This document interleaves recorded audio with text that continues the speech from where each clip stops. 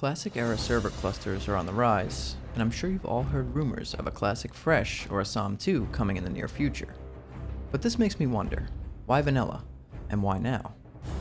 The answer to this is quite simple, yet a little bit complex.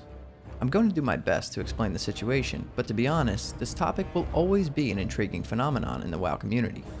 Let's take a trip down memory lane and try to understand why vanilla WoW will always have a special place in many of our hearts. In a land of mighty kingdoms,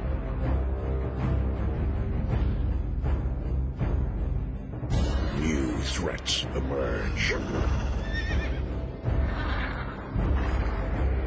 Ancient alliances are reforged,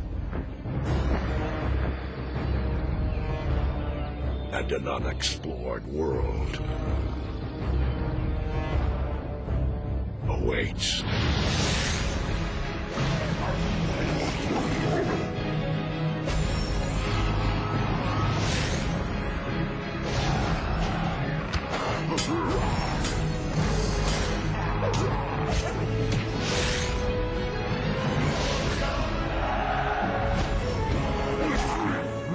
Blizzard Entertainment proudly invites you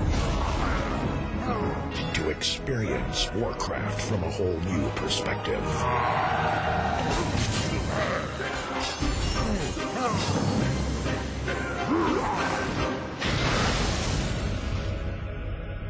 Stake your claim.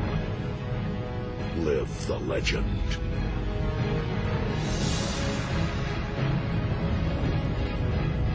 A world awaits. The world of Warcraft.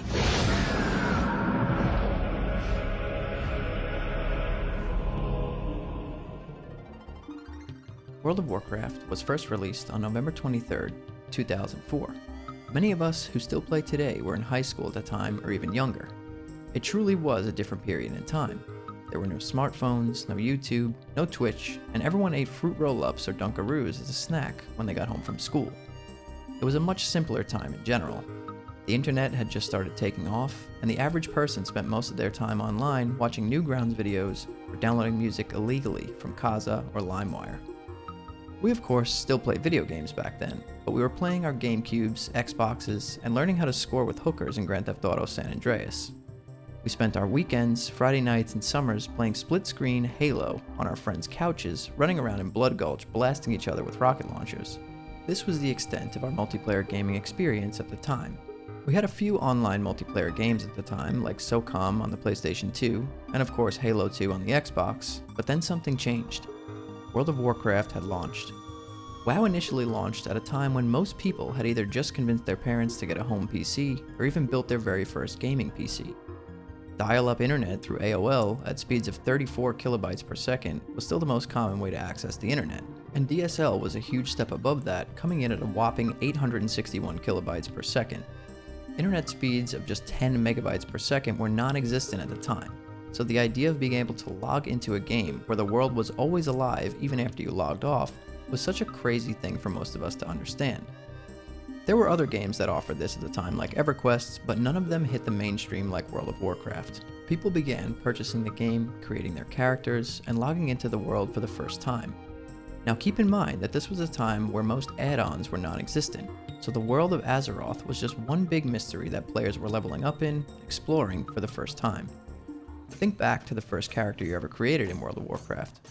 Think back to how you felt walking around Elwyn Forest, Mulgore, or Teldrassil in those first few days of playing the game.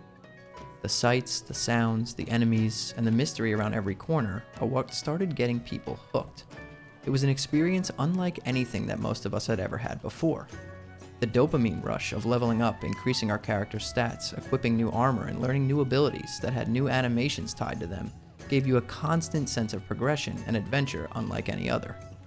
On top of all of this, seeing and interacting with other players who were also on their very own adventure made the game feel truly alive.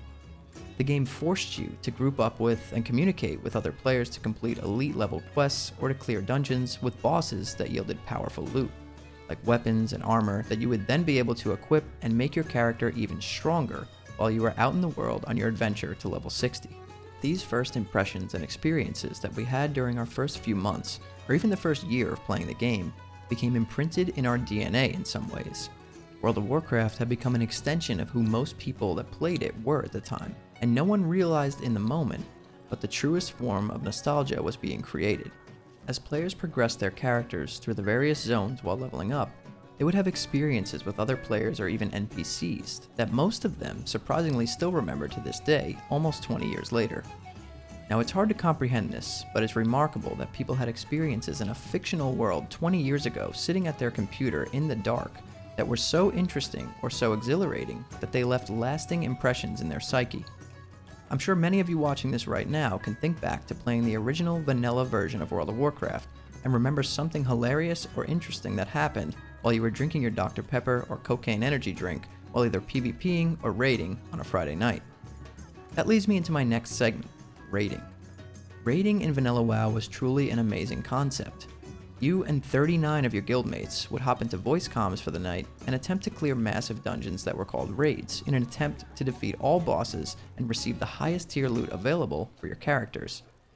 These weapons and armor and equipment that these bosses dropped became iconic, because back then, guilds weren't clearing Molten Core in under 1 hour.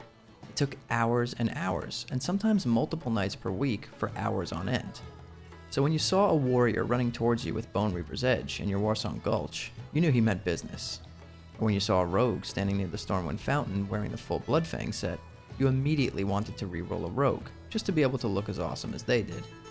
Aside from raiding, vanilla World of Warcraft had some of the most satisfying player versus player combat for its time. Sure, it was unbalanced and janky at times, but class fantasy was truly at a high point in this version of the game. If you played a rogue in PvP, you actually felt like an assassin, as you were able to sneak up on cloth-wearing casters and nearly one-shot them with an ambush from the shadows. If you played an arms warrior, you'd be wielding massive two-handed weapons, charging into combat and slamming your enemies around like an unstoppable juggernaut. Or you could choose to play a mage, where you truly felt the power of your elemental magic, hurling massive fireballs and frostbolts at your enemies, all while simultaneously controlling the battlefield with slows, snares, and other crowd control effects. PvP in vanilla World of Warcraft had a certain charm to it, as well as raiding. As time went on, expansions were released for the game. These expansions changed core mechanics and gameplay for certain classes. Some of these changes were good, and some were most definitely bad. At the time of writing this video in 2023, World of Warcraft Dragonflight has recently launched. And if you put Vanilla WoW from 2004 and Dragonflight from 2022 side by side, they are absolutely completely different games. Which is why a few years ago, back in 2019, we received a re-release of Classic WoW. We got to progress through Vanilla WoW once again, which then progressed into the Burning Crusade expansion and now into Wrath of the Lich King. Which leads me to the point of this entire video. Lately, the Classic era realms have been revived, solely by players fiending for the Vanilla WoW experience once again. Enough time has passed since the launch of the Burning Crusade Classic. We played through that entire expansion, and now we're about 35% through the Wrath of the Lich King expansion. People are starting to miss and long for the vanilla universe already, and the reason for this is because with every expansion that comes out, the game changes more and more until it becomes completely unrecognizable. Now there's absolutely nothing wrong with Wrath of the Lich King or Dragonflight, both are decent games. But remember earlier when we talked about those extremely impactful impressions that were left on our psyche? For most of us, those impressions and our nostalgic love for vanilla WoW will never go away because it's part of who we are as gamers. Those zones, music, enemies, and gear sets bring us back to a simpler time in life, when we were just kids and had minimal responsibilities compared to what most of us have today. It allows us to escape and go back in a time machine. Even if it's just for a few hours a week, it feels like home. It's comforting, relaxing, and just an all-around fun time in general. Most of us can play a classic fresh over and over again, even though it's been just a few years since the last re-release. I truly believe the desire to play a fresh vanilla WoW will never go away for the majority of players. World of Warcraft has helped many people overcome some serious real-life obstacles and complications. It has helped form real and lasting friendships across the globe and was a massive innovative step in online gaming in general. Hopefully the rumors are true and we receive a classic fresh sometime soon. so we can once again adventure through Azeroth all the way to level 60, world PvP the entire way there, and then raid Blackwing Lair with 15 Fury Warriors wearing Devilsaur. If you guys enjoyed this video, please hit that like button and share it with your friends. Subscribe to the channel and turn on post notifications so you don't miss the next time I post a video. Thank you all so much for watching and listening in. I'll see you all in the next one.